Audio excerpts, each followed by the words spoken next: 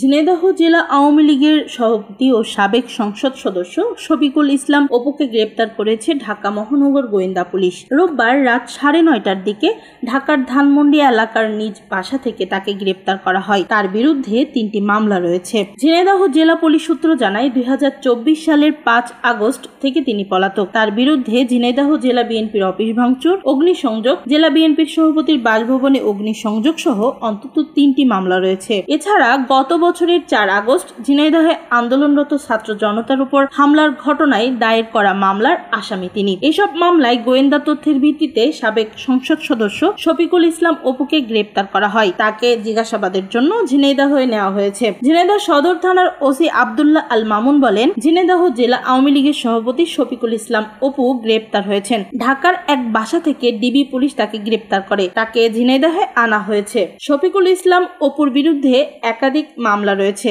সোমবার সকালে তাকে আদালতে সোপর্দ করা হবে। নিউজ ডেস্ক, দৈনিক রানার।